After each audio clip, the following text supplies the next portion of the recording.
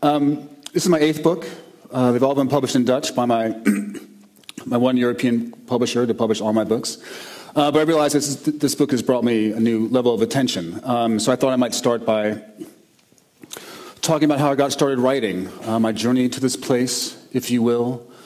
I hope you'll find parts of it entertaining and edifying.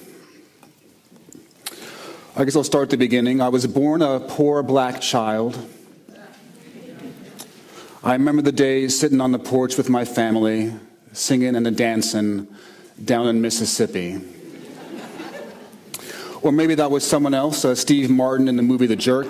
I was born and raised in Manhattan. I was a bit of a shut-in. I would have preferred to have been a sickly child, but it didn't work out that way. I always like it when you read a biography of someone like James Joyce, and it says, he was a sickly child and forced to retreat into a world of imagination. It always sounded so wonderful. Instead, I just didn't like going outside.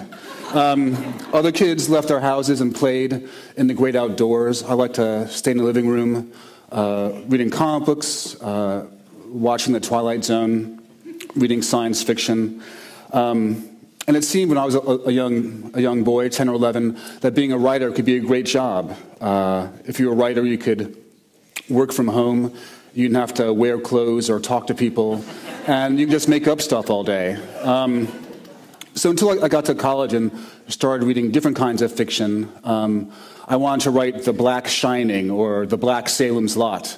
Basically, if you took any Stephen King title and put the black in front of it, that's what I wanted to do. And then I started reading freshman year, more the classics, the so-called highbrow stuff. And I liked the equivalency I saw between science fiction and horror and, say, magic realism and Garcia Marquez, the absurdity of Beckett, the mythical landscapes of Borges. They play with the fantastic as much as the genre writers I grew up adoring. And I think it helps for my very first exposure to Samuel Beckett, say, I found him to be a form of high realism. A guy's buried up to his neck in sand and can't move. He's an itch on his leg. He can't scratch. That seems like Sunday morning to me.